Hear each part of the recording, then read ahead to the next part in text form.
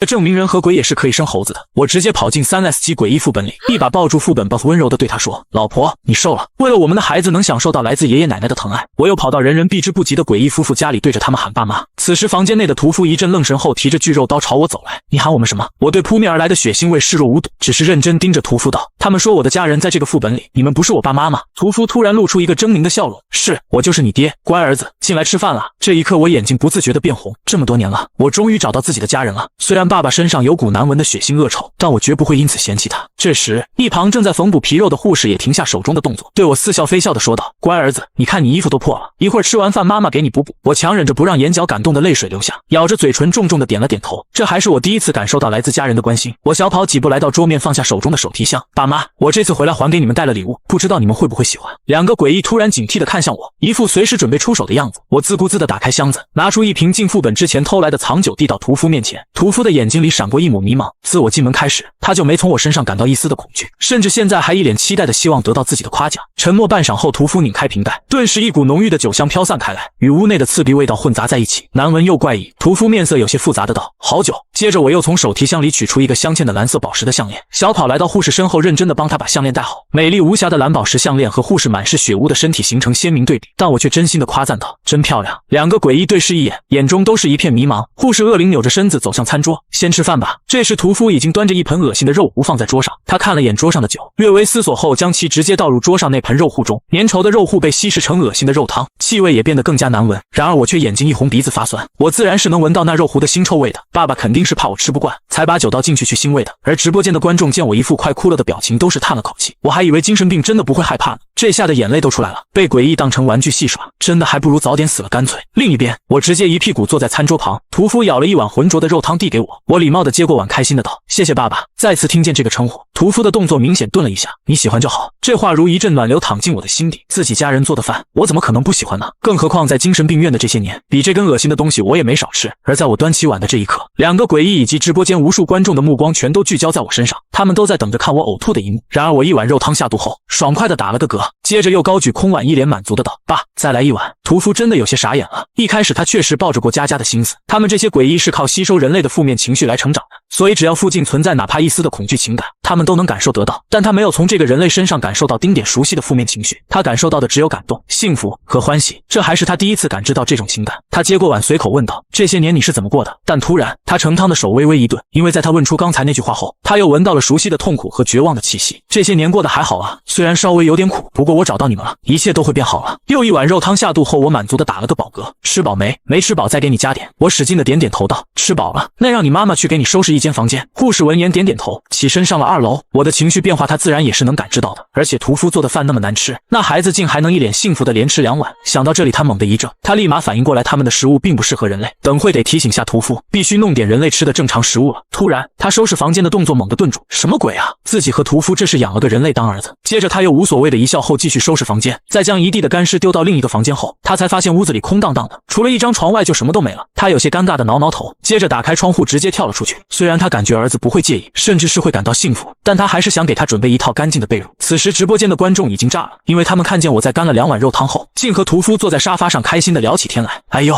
早说诡异吃这一套，别说吃那些肉糊，就是吃我都愿意啊。又有人在骗吃骗喝，不过这小子还真能吹牛，竟然说自己在外面有花不完的钱，还说有很多美女追求他。红珠精神病院那地方我是知道的，那就是个专门供给人体器官的地方。屠夫自然知道我在说假话，他拍拍我的脑袋道：“没事，以后有爸爸在，没人再敢欺负你了。”看着自己手上的血污沾在我发丝上，他忙快速的收回手，自己好像该洗个手了。爸爸，等会我可以去外面逛一逛吗？我回来后还没有在家附近看过。屠夫点点头，起身从抽屉里拿出一个指骨做成的手链递给我，你出去玩的时候把这个戴在身上。他自己也觉得很奇怪，在听见我说要出去逛逛后，他第一反应并不是认为我要逃跑，而是真的想要熟悉一下家附近的环境。我将手链戴在手上后，便在屠夫的目送下离开家。这里并没有小区的概念，远远看去能看见各种不同风格的区域，这些风格代表着不同恶灵的领地。没多久我来到一片血红的区域，路边商铺的橱窗里展示着很多模特。我来到一个橱窗近前，就见这些模特原来是用人类干尸制作成的。我看向离我最近的一个模特，他干枯的眼睛也转着看向我，救救我！我盯着眼前的干尸，只觉得有点眼熟，思索片刻后才认出来他是医院里为我们体检的医生。我看向他的手腕，我记得他有一只腕表，之前有个病人在体检的时候不小心触碰到他的腕表，结果被他狠狠一顿暴揍。走进店铺，就在直播间的观众都以为我要将干尸救下来的时候，我却直截了当地取下了他手表戴在自己手腕上。一旁的干尸眼睛瞪得老大，直播间的观众也都沉默了，他们十分不理解我的行为。副本内医生的几个同伴同样十分不理解。一个一身西装的男子开口道：“这人是谁？你们认识吗？”一旁的护士叹了口气道：“是我们院里的一个精神病。”接着他似是想到了什么的惊喜道：“这群精神病估计都不知道自己现在在哪里，我们可以骗他给我们开门或者探路一类的。”另外两人闻言顿时眼睛一亮。我走得并不快，没多久就被他们追上。西装男不由分说地拉着我躲进旁边的一个房间。朋友，你不能这么大摇大摆在街上走，这里很危险的。接着他又指着另外两人介绍道：“我叫赵琪，这是小雅护士，这是王斌兄弟。”我礼貌地应道：“你们好，我叫江彻。”这个护士我只觉得有些眼熟，但印象却并不深。可小雅护士却是知道我的情况的，只要你和她说跟家人有关的东西，她就会十分听话。小雅护士立马就想到怎么控制我了。我知道你家人在哪，等会我带你去找他们好不好？我礼貌地拒绝道：“不用了，我已经找到我爸妈了，但还是谢谢你了。”小雅护士傻眼了：“不是，你哪来的爸妈？怎么你就找到自己的爸妈了？”但眼见我要走，小雅也急了：“你找到你爸妈了？那你找到你老婆和孩子了吗？”我离开的脚步一顿：“老婆，孩子？对啊，我的老婆和孩子在哪里？”我的脑袋突然像在分裂似的一阵剧痛。在找到父母之前，我脑中一直都有两个对应着父母位置的虚影。在屠夫两人承认了是我父母之后，脑中的那没有形态的虚影变成了屠夫他们俩的模样。但现在，在屠夫两人的虚影旁边，一大一小两个黑色虚影正在快速生成，看着我痛苦惨叫的模样。赵琪皱眉开口：“能不能让他把嘴闭上？他一直这么好，引来恶灵了怎么办？如果不是觉得这精神病还有点用，他真想一刀下去让他把嘴永久的闭上。”小雅也是着急的轻拍我的后背：“江彻，你别急，我们带你去找你老婆孩子好不好？”我忍着脑袋的疼痛慢慢的抬起头：“他们在哪里？”小雅犹豫一下，但很快就想到了什么。副本里有一个看起来和外面一模一样的正常区域，你老婆就在那里，只要你听我们的话，我们就带你去找她。赵琪、王斌对视一眼，都是眼前一亮。9号副本很出名，因为这里完全找不到出口。在这个副本里面，恶灵们各自释放领域的区域一共有95个，这其中有一个十分特殊的区域，那里没有满地的血腥，也没有奇怪的蛛网和触手，可以说那里正常的就像是惊悚世界里的一个世外桃源，所以有很多人怀疑出口就在那里，但每次有人进入那里，都会莫名其妙的死亡。现在小雅竟是让这个精神病去那里找他的老婆，那在抵达目的地前，这个精神病还不是任由他们操控。直播间的观众看见这一幕不由叹了一口气，他们想用这个精神病来探路，却不知道有这精神病在身边，就等于是多了两个恶灵来追杀他们。期待他们三人看见屠夫夫妇的样子，到时候屠夫会说：“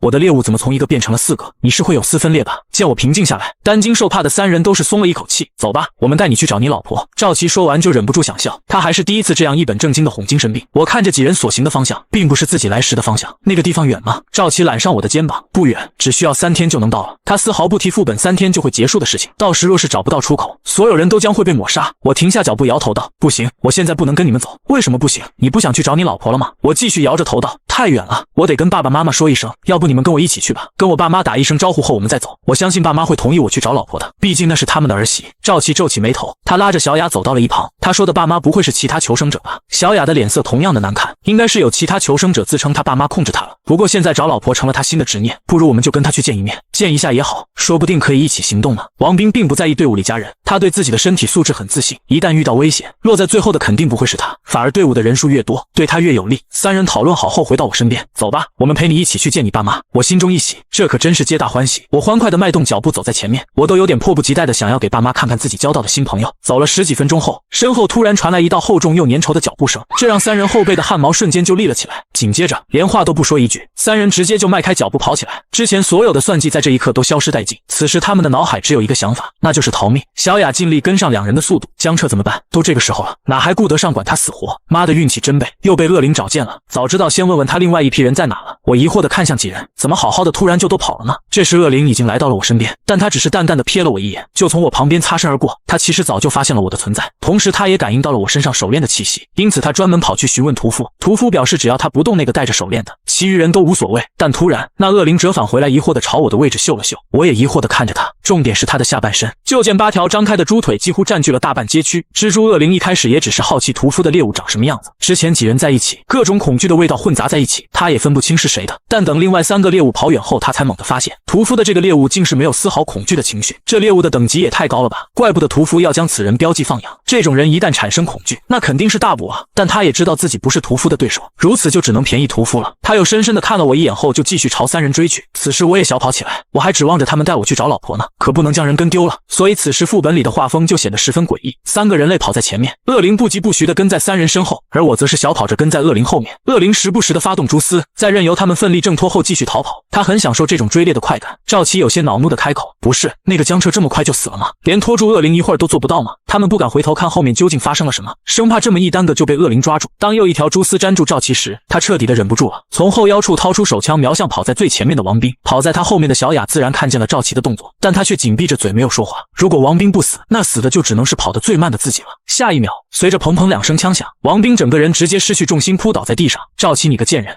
你不得好死！王斌吼得歇斯底里，声音里有着发泄不完的情绪。恶灵弯腰将其抓在手心后便直接离开了，他没有再继续追击。刚才这些负面情绪已经让他吃饱了。外人只知道他们恶灵喜欢猎杀人类蚁，却不知道他们想要的并不是人类的血肉，他们想要的仅仅只是人类的那些负面情绪而已。另一边，听到身后那沉重的脚步声终于消失了，赵琪两人都是松了一口气，一个闪身躲进旁边的房子里。小雅护士忌惮地看了赵琪一眼，却没有提他刚刚开枪的事情。赵琪拍了拍自己的胸口，待呼吸平缓些后才开口道：“恶灵抓了2个人，短时间内应该不会出现了。”小雅叹了一口气，只是可惜了江彻。赵琪冷冷地看了他一眼，有什么可惜的？这次进来了这么多精神病，再找一个来送死就是了。你要知道，你之所以能够活着，是因为你知道怎么控制那些精神病，这就是你唯一的价值。就在这时，我突然推开房门，边大口喘气边道：“不是，你们跑那么快做什么？我差点就跟丢了。”由于之前我的视线被恶灵的身体挡住了，我只听见2道响声后，就见王斌受伤倒在地上，然后那个一直跟着他们的怪人就将王斌带走了。想来应该是将人带走治疗的，可见这里的人大多都是好心肠的。其实从进入副本我就发现，这里很多人的模样和外面有些不一样，可凭长相就能定义一个人的好坏吗？而赵琪两人在听见我的声音后，猛地扭头看向门口，当看到真的是我的时候，两人像见鬼了一样，眼睛瞪得老大。赵琪忍不住的退后2步：“江彻，你还活着？”小雅护士也是吞了口水道：“江彻，刚才那个蜘蛛恶灵，你是怎么从他手下逃出来的？”一听到蜘蛛这个词，我立马就知道他说的是谁了，可我却不明白他说的逃出来是什么意思，为什么要逃啊？害得我都差点追不上了。赵琪按下自己太阳穴，他觉得自己越发听不懂这个精神病说的话了。什么追不上？你在追我们？对啊，你们跑得太快了，我跟那个大叔追了好久，就看见王斌受伤了，然后那个大叔把王斌带走治疗了。说着我叹了一口气继续道：“如果不是你们跑那么快，又怎么会受伤呢？大叔一定是怕你们受伤才追你们的。”但还没来得及提醒王斌就受伤了。赵琪感觉自己的3观都受到了冲击。等一下，他没有抓你，我却不太明白他话里的意思。没有啊，为什么要抓我？你们下次能不能别跑这么快了？你们还答应了带我去找老婆呢。赵琪突然啪的一下拍向自己大腿。我明白了，我知道怎么在诡异副本里活下来了。赵琪一把抱住小雅护士，他声音激动近乎疯狂：“不能跑，不能跑，跑了必死！”原来恶灵只抓跑的人。小雅护士像是也反应过来了的样子，感觉这就是答案。她同样激动的眼泪夺眶而出。对，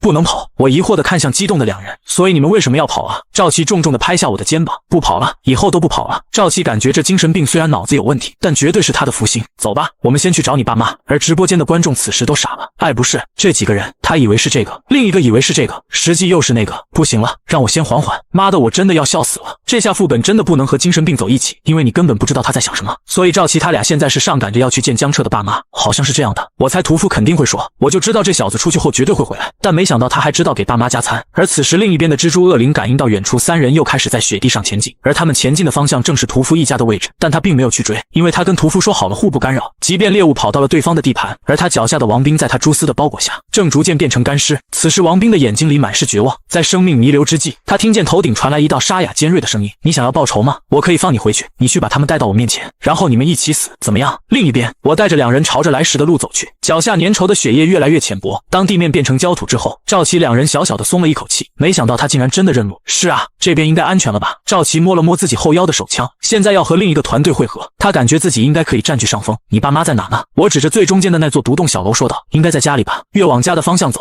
我就越是开心。赵琪2人跟在我身后不断打量周围，虽然不熟悉这片区域，但也能看得出来他们自进入这一片之后走的就是一条直线。他们之前在蜘蛛恶灵地盘的时候可不敢这样直线走，他们都是绕着外围一点点打转，可就是这样，那蜘蛛恶灵还是找上了他们。难不成？赵琪突然眼前一亮，看来其他副本那些偷摸藏起来不要被恶灵发现的办法根本就不适合用在9号副本，这里就适合直来直去的。例如遇到恶灵不能跑，进入每个区域不能在周围打转，而是应该走直线。所以咱们都走了这么远了，竟也没有恶灵出现。赵琪越是思考，就越是觉得自己的想法是正确的。没多久，我带着2人来到家门口，伸手敲了敲房门：“爸妈，我回来了。”一想到等会儿就能去找老婆，我心底就藏不住的激动。房间内没人回答，却能听到脚步拖行的声音传出。出来。赵琦站在我身后，举起手枪对准房门的位置，等会儿不管开门的是谁，他都要先给对方一点武力震慑。房门缓缓打开，门缝后一个人影缓缓出现。那一瞬，赵琦只觉得一股寒气从脚底板升起，直冲头顶，他捏着手枪的手都在不住的颤抖。下一秒，我只听见一道枪声响起，紧接着就见屠夫脑袋一个后仰，眉心冒起黑烟。赵琦咬紧牙关，他不知道该怎么描述自己刚刚那一刻的心理活动，而他身前的我看着屠夫眉心出现的黑洞，整个人都疯了。一瞬间，诸多情绪出现在脑中，后悔、懊恼、愤怒。我双目圆瞪，青筋暴起，猛地转过身掐住赵琦的脖子，我杀了你！小雅无措地后退2步，眼前的一幕让他崩溃。他不明白为什么对着恶灵开枪会让这个精神病这么生气，他不断的后退。现在他只想趁这个狗咬狗的机会赶紧离开。在走之前，他看见赵琦涨着个猪肝色的脸，慢慢的举起手枪对准了我的太阳穴。然而就在赵琦要按动扳机的时候，一只手捏住了赵琦的枪口，那只手慢慢用力，圆管的枪口瞬间被捏得扁平。屠夫拍了拍我的脑袋，好了，别担心，我没事。接着他抬手捏住赵琦的脑袋，又看了一眼想要逃跑的小雅，冰冷眼神让小雅立马停住了脚步。带朋友进去吃饭，这个坏蛋爸爸来处理。我擦了擦自己湿润的眼角，真的没事吗？都怪我不好，我不该什么人都带回家的，因为他们说知道我老婆在哪里，我才带他们回来的。没事，你是个好孩子，是他们太坏了。屠夫说完便将我推进了屋子，接着他又看了一眼那跌倒在地上的小雅，你也进去。小雅惊恐的后退，想要逃走，却被一个护士一把抓住后背的衣裳，走吧，我儿子还等着你呢。待房间门被关上，屠夫抓着赵琦的脑袋就朝屋后花园的位置走去。此时独栋小楼内，我一脸愧疚的时不时看向门口的位置，爸爸还没回来吗？护士递给我一杯水，不用担心，爸爸很快就回来了。另一边的小雅坐在椅子上一动都不敢动，她只觉得自己三观都要被震碎了。如果说有比我叫诡异爸妈更诡异的事情，那就是这护士诡异竟给我递过去一杯干净的水，纯净透明的清水和这里所有的一切都格格不入。护士看了一眼小雅的方向，这是你朋友吗？他不是我朋友，但是他知道我老婆在哪里，说要带我去找老婆。护士一愣，你有老婆了？随后他不禁皱起眉头，那你可得赶紧把她找回来，这里不安全，你吃了饭就赶紧去吧。对了，我给你做了件衣服。他说着就拿出一件沾着些许鲜血的医生外套让我穿上，接着又端出来一碗煮好的方便面放在我面前，这是他刚才出去从几个猎物身上获得的食物。而小雅看着我面前的食物，整个人都傻了，这是方便面，恶灵准备的食物竟是方便面，他感觉怎么越来越看不懂这个世界了。吃一份泡面也就几分钟的时间，很快我碗里的面就快见底了。这时候我才看见小雅正死死地盯着我，你饿了吗？小雅还未来得及开口说话，她就感觉屋子里的温度下降不少，死亡的威胁瞬间迫在眉睫。小雅欲哭无泪，我本来也没想吃啊，这恶灵竟然还怕自己抢这神经病的食物。她忙开口道，不饿不饿，你吃你吃。说完她又羡慕地看向我身上穿着的医生外套，她认出了这是一件副本的特殊物品，在我将其穿上的那一刻，她感觉我的气息竟和这个副本融为了一体，这种感觉很奇怪，就像是我也变成了一个恶灵。没多久后，我放下筷子，满足地打了个饱嗝道，我吃好了。护士起身收走了我面前的碗筷道，那就赶紧去把人找回来吧。她看了看外面的天色，夜晚即将降临，她深知到了晚上才是真正猎杀游戏的时间。不过有那件医生外套和手链在，她也放心让我一个人离开，直到被护士送出房门，小雅才敢大口呼吸。焦土独有的焦臭不断席卷着她的鼻腔，但她却觉得如闻仙气。我激动地跟在她后面，时不时还整理一下自己的衣裳。在离开家前，我还带上了自己的手提箱，里面有进副本之前准备的礼物。小雅在我整理箱子的时候就在旁边看着，她本以为里面会是什么宝贝，但在看见里面的东西后，眼里忍不住露出鄙夷。里面这些娃娃和首饰一看就很昂贵，很明显是这个精神病去富人区偷来的。不过医生外套却是个好东西，如果自己能得到就好了。想到这里，她嘴角忍不住上扬，自己想骗一个精神病那还不是手到擒来。小雅突然抱紧自己胳膊，江彻，我有点冷。我不冷，我正好。此时我心情愉悦，音调都忍不住上扬。小雅气得直跺脚，这精神病是听不懂她的话吗？她加重语气再次说道，我说我有点冷，那能怎么办？又不是不能走了。我眉头不禁皱起，自己又不是没被冷过，这温度除了有些哆嗦之外，根本就不影响行动。小雅心里忍不住冒脏话，她算是明白了，这精神病根本就听不懂她的暗示，于是她索性跑我面前可怜巴巴的开口，你能不能把外套给我穿一会儿，等会不冷了我就还给你。我听了她的话后，伸手摸向外衣扣子，就在所有人以为我要解开扣子脱给小雅的时候，我却快速将其余的扣子都扣好。我也冷。小雅一时间有点分不清这精神病脑子是真的有问题还是假有问题，她捂着肚子蹲在地上，一脸痛苦的样子。我真的太冷了，女孩子真的不能受冻，我已经开始肚子疼了。你老婆也是女孩子，你肯定不想让她知道你漠视帮助你找老婆的人吧？而且你还有女儿，如果你女儿在外面需要帮助，你也不想别人也跟你一样冷血吧？她之前只是说我有孩子，并没有跟我说是女儿，但现在她意识到说是女儿更能让我听话。她的话让我的大脑如受重击，撕裂般的疼痛让我不禁捂着脑袋蹲在地上，脑海中模糊的柚子形象在这一刻，头发开始变长，衣服也演变成裙子。小雅看着我捂着脑袋痛苦哀嚎的模样，立马便知道自己刚刚那番话对我造成了巨大的影响，于是她继续输出加大刺激。出门在外，谁都有需要帮助的时候，你也不想自己女儿遇到困难的时候没人伸出援手吧？我麻木地站起来，开始解自己医生外套的扣子。小雅见状，眼里有藏不住的喜悦在闪动。脱下外套之后，我的动作却并没有停下来，又开始脱自己穿在里面的蓝白条纹的病号服。外套透风，不暖和，这个厚一点，你套在外面肯定暖和。说完，我便将医生外套重新穿起来，看着递到自己面前的衣服，还有我那清澈真挚的目光，小雅彻底崩溃了。但她又不想将自己的目标表现得太显眼，只得哭丧着脸小声开口：“这样你不就冷到了吗？”我认真开口：“我身体好，顶得住，而且你刚刚也教会我了，出门在外遇到别人有困难，能帮就帮，不然我老婆孩子会看不起我的。如果不是觉得脱光了不体面，而且咱们孤男寡女的，我怕我老婆误会，否则我连外套都会一起给你。”小雅笑容僵硬地接过衣服穿上，我的衣服很大，她穿在身上正好遮住大腿。我满意的点了点头：“如果你还冷的话，那咱们就只有先回家一趟，找找有没有适合你的衣服。”小雅本来还想再说点什么，但一听到我这话立马闭上了嘴巴。不冷了，不冷了，走吧，我带你去找老婆和女儿。又行进了2个多小时后，天色已经彻底暗了下来。突然，小雅凑到我身边，指着迷雾深处颤抖着开口：“你看那边，那里是不是有个人？好像是哈，不过人家走人家的，我们走我们的，这条路又不是我们修的。”小雅急得都快要哭出来，她很不甘心，为什么我这样的精神病能在副本里肆无忌惮，而她却要小心翼翼的，生怕丧命。如果能将这个精神病弄死就好了，只要她死了，她的道具就都是自己的。她大脑飞速旋转一阵后有了主意，只见她重重的叹了一口气：“那不是一个好人，你女儿就是被那个人绑架了，我怕你伤心才一直没有提。”绑架2个字像是一记重锤打在我胸口，我猛地转身朝迷雾中望去，可之前那道人影早已消失不见。我心中着急，抬脚就朝那个方向跑去，而小雅则是找了个隐蔽的角落躲起来。她在等待我被恶灵杀死后，第一时间去扒下我身上的东西。没多久，我便在迷雾中发现一个人影，越是接近那个人影越是清晰，那是一个手中拿着一截肠子的小女孩。小女孩看见我的那一刻，咧开嘴角高兴地笑起来，见状我的眼泪止不住地落下来。原来小雅说的是真的，我的女儿真的被人绑架到这里了。女儿现在应该是从绑匪手下逃出来后主动来找我了。我猛地冲过去，一把将她抱在怀里：“宝贝，有没有受伤？这段时间一定吃了很多苦吧？”我心疼地轻轻擦拭她脸上的血污。小女孩迷茫地看着我，捏着肠子的手都有些不知所措。这是什么情况？眼前这个恶灵为什么抱着自己叫宝贝？而且她身上的气息好奇怪，竟有点像人类。在她还没有反应过来的时候，我已经抱着她大哭了一顿。都怪爸爸不好，是爸爸没有保护好你。对了，爸爸还给你带了礼物，你看看喜不喜欢？我说着就打开了身边的手提箱。小女孩懵逼地站在原地，不明白究竟发生了什么。手提箱并不大，一打开就看见一只被压扁的泰迪熊正慢慢膨胀恢复原样。我将其放到女孩怀里：“如果你不喜欢这个的话，下次我再给你带其他的。”我说这话的时候都不敢直视女孩的双眼，我心中还是有点愧疚的，因为这玩具熊都不是新